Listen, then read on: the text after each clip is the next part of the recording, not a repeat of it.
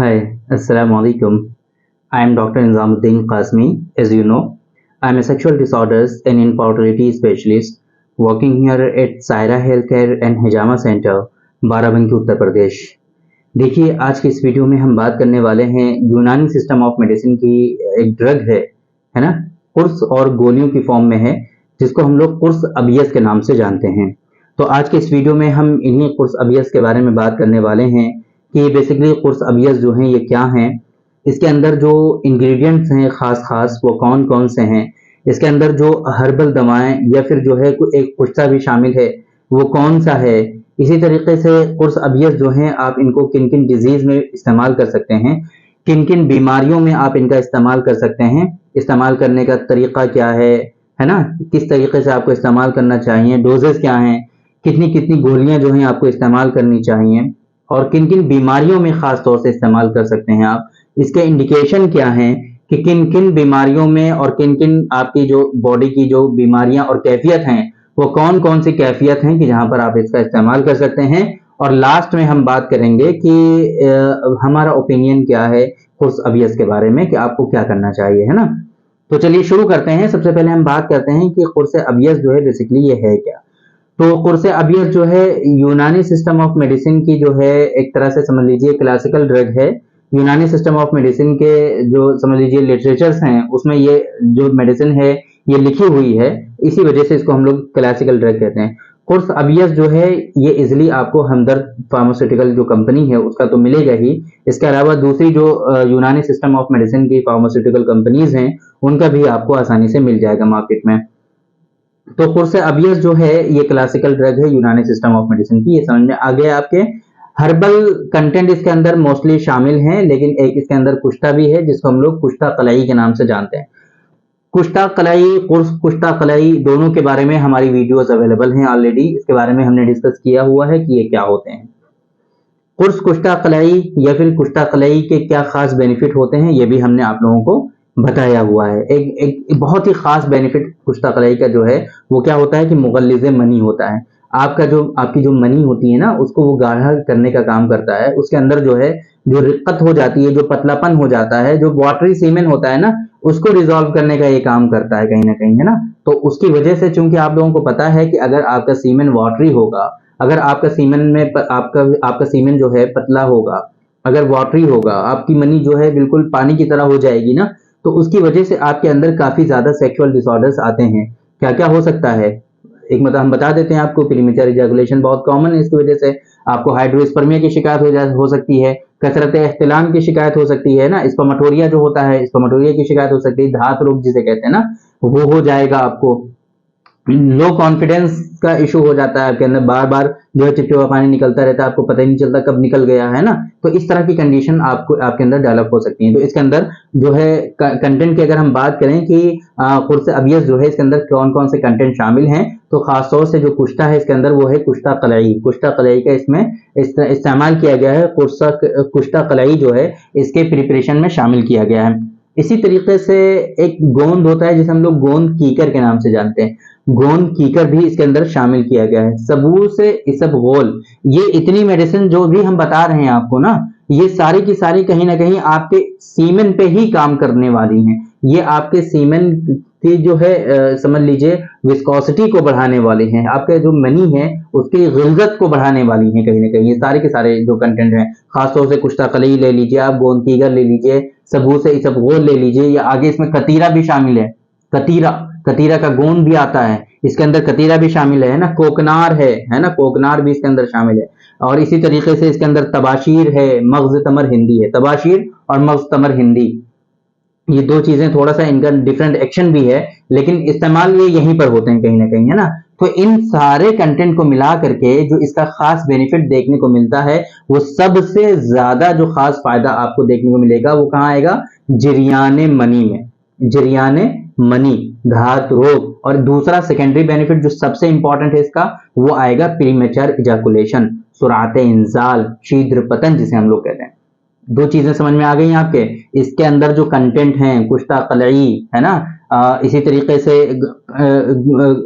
गोंद कीकर, कोकनार, है ना, इसी तरीके से कतीरा, है ना, इस सबू से असलसूस है ना, इस तरह के जो कंटेंट इसके अंदर शामिल हैं, सबू से इसबगोल, इस तरह के जो कंटेंट इसके अंदर शामिल हैं, तो उनके शमूलियत की वजह से क्या होता है कि आपके सीमेंट की क्वालिटी जो है वो इंप्रूव होती है, सीमेंट की जो विस्कोसिटी है वो बढ़ती है। उसकी वजह से फिर क्या होता है कि मैंने आपको बताया था कि अभी रिक्कत मनी की शिकायत होगी अगर आपके अंदर, अगर आपका सीमेंट वाटरी होगा, अगर आपके सीमेंट में पतलापन आ जाएगा, तो उसमें क्या हो जाएगा कि आपके अंदर हाइड्रो स्पर्मेटोरिया की शिकायत हो जाएगी, धात की शिकायत हो जाएगी, जिसे हम लोग जिरयाने मनी कहते हैं, वो शिकायत डेवलप होगी। इसी तरीके से क्या होगा कि नाइट फॉल का प्रॉब्लम बहुत ज्यादा हो जाएगा आपके अंदर, एक्सेसिव नॉक्टर्नल एमिशंस आएंगे। इसी तरीके से जो सबसे मेजर प्रॉब्लम देखने को मिलेगी आपको, वो क्या होगी, प्रीमेच्योर इजैकुलेशन आपके अंदर डेवलप हो जाएगा। मींस आपके अंदर सुराते इंजाल हो जाएगा, मींस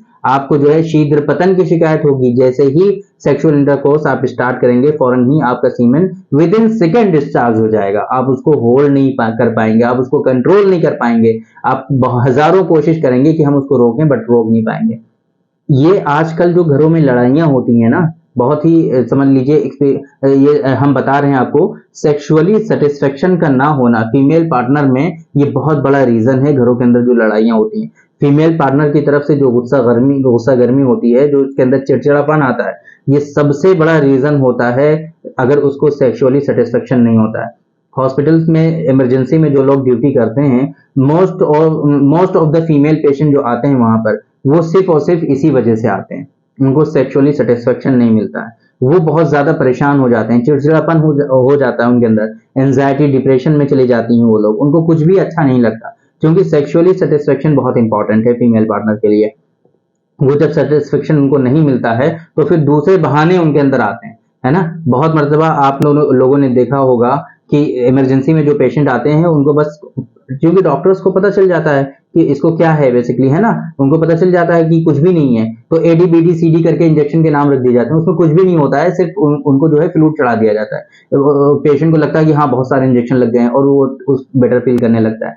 हालांकि ऐसा कुछ भी नहीं है, एडीबीडी सीडी कुछ भी नहीं होता, कोई इंजेक्शन नहीं होते हैं, बस वो ऐसे नाम दिए हुए हैं। जैसे इस तरह का पेशेंट दिखता है, फौरन बोल देते हैं कि इनको एबीसीडी बीडी लगा दो, कुछ भी ऐसे नाम रखे हुए होते हैं, अलग अलग इमरजेंसी के अलग अलग नाम होते हैं।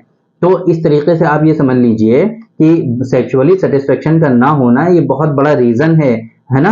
आजकल के घरों में जो इख्तलाफात होते हैं, जो लड़ाइयां होती हैं, वो सेक्सुअली सेटिस्फेक्शन के ना होने की वजह से होती हैं। और इसके पीछे के रीजन आपके सीमेन, आपकी जो मनी है, ये बहुत इंपॉर्टेंट है, इसका बहुत ज्यादा रोल होता है आपके सेक्सुअल लाइफ में कि ये कैसा है, इसके ऊपर बहुत सारी चीजें डिपेंड करती हैं। आपकी सेक्सुअल लाइफ पूरी की पूरी आपकी जो है सीमेन के ऊपर डिपेंड करती है, क्योंकि सीमेन की विस्कोसिटी अगर खराब होगी, सीमेन की क्वालिटी खराब होगी, तो इसकी वजह से आपके अंदर बहुत सारे सेक्सुअल डिसऑर्डर्स आएंगे ही आएंगे। तो सीमेंट की क्वालिटी मैंने आपको बताया कि अगर खराब होगी, पतला हो जाएगा या कम हो जाएगा, तो उसकी वजह से आपको क्या हो जाएगा, जिरयाने मनी की शिकायत हो जाएगी, है ना। फौरन ही बार बार जो है पेशाब करने जाएंगे, लेटिन करने जाएंगे, या चलेंगे फिरेंगे, और तो फौरन क्या हो जाएगा, सीमेन आपका डिस्चार्ज हो जाएगा। या फिर सोएंगे रात में, ख्वाब आएगा और फौरन नाइटफॉल हो जाएगा आपको डेली बेसिस पे। दिन में एक एक रात में जो है 4-4 5-5 मरतबा नाइटफॉल होता है। बहुत सारे पेशेंट ऐसे आते हैं हमारे पास, उनको इस तरह की परेशानी होती है। या फिर इसी तरीके से प्रीमेच्योर इजैकुलेशन बहुत ज्यादा कॉमन है। अब जब इजैकुलेशन इतनी जल्दी हो जाएगा, तो फीमेल पार्टनर जो है उनकी सेटिस्फाई नहीं होगी, उसको सेटिस्फेक्शन नहीं होगा।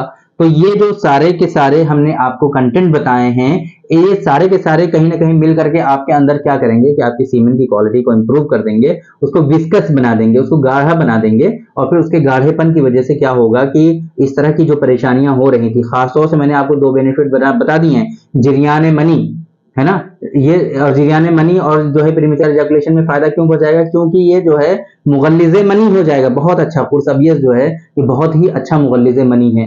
तो फिर अब क्या होगा, अब जाहिर सी बात है, मुगल्लिज़े मनी जब हो गया है, तो 3 बेनिफिट आप इसके नोट कर लीजिए, बहुत ही अच्छे। एक तो ये जिरयाने मनी, कसरत एहतिलाम, और जो है आपका प्रीमेच्योर इजैकुलेशन, सुरात इंजाल, ये 3 इसके बेनिफिट बहुत ही खास हो जाएंगे, है ना। जब ये आपका सीमन को गाढ़ा कर देंगे मिला करके, तो आपके अंदर जिरयाने मनी की शिकायत अगर है, कसरत एहतिलाम की शिकायत अगर है, या फिर सुरात इंजाल की शिकायत है, ये तीनों शिकायतें आपकी इंशाल्लाह रिजॉल्व हो जाएंगी। तो ये इसके खास बेनिफिट हो गए कुर्से अबियस के, कि आपको इसके खास बेनिफिट क्या है, ये आपकी समझ में आ गया है। डोजेस की अगर हम बात करें कि कुर्स अबियस को आपको इस्तेमाल कैसे करना है, तो इसकी जो टैबलेट्स आती है ना बहुत छोटी छोटी सी होती हैं। तो इसकी जो डोज होती है वो 4 टैबलेट्स होती हैं, 4 जो है गोलियां होती हैं छोटी छोटी सी। वो 4 गोलियां आपको सुबह में इस्तेमाल करनी होती हैं। 250 ml यानी कि एक पाव जो दूध होता है उस दूध के साथ आपको इस्तेमाल करना है। गाय का दूध आप लीजिए, कब्ज की शिकायत आपको नहीं होनी चाहिए, डाइजेशन आपका अच्छा होना चाहिए, इस बात का आपको हमेशा ख्याल रखना है। अगर आपको भैंस के दूध लेने से कब्ज होता है तो फिर आप दूध नहीं लेंगे बिल्कुल भी, पानी के साथ आप इस्तेमाल करिए, या फिर आप गाय के दूध के साथ लीजिए। अगर पेट सही नहीं होगा तो भी ये दवाएं काम नहीं करेंगी। पेट और डाइजेशन का सही होना वो बहुत ज्यादा इंपॉर्टेंट है आपके लिए।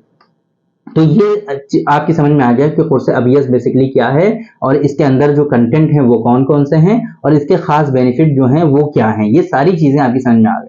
अब बात करते हैं कि आपको करना क्या चाहिए। तो देखिए, अगर आपको लगता है कि मुझे कोई परेशानी नहीं है, सारी चीजें लाइफ में बिल्कुल सही चल रही हैं, बस थोड़ी सी परेशानी मुझे ऐसा लगता है कि सीमेन जो है वो बिल्कुल थोड़ा सा मुझे पतलापन उसमें महसूस हो रहा है, तो आप ऐसा करिए कि कुर्से अबियस का तो इस्तेमाल करिए ही करिए, साथ में आप कुश्ता कलई और आरद खुरमा का भी इस्तेमाल कर लीजिए। माजून आरद खुरमा, कुश्ता कलई, कुर्स अबियस और आरद खुरमा 15 दिनों तक आप इस्तेमाल करके देख लीजिए। अगर 15 दिन में आपको रिलीफ मिल जा रहा है तो फिर अच्छी बात है, आप इसको ड्रॉप कर दीजिए, फिर नॉर्मल लाइफ अपनी गुजारिए। लेकिन अगर ठीक नहीं हो रहा है, 15 से 20 दिनों में, 1 महीने तक भी इस्तेमाल कर सकते हैं, कोई मेजर इशू नहीं है। तो कुर्से अबियस, कुश्ता कलई और आरद खुरमा, माजून आरद खुरमा, इन तीनों मेडिसिन को आप जो है 30 दिनों तक इस्तेमाल कर लीजिए।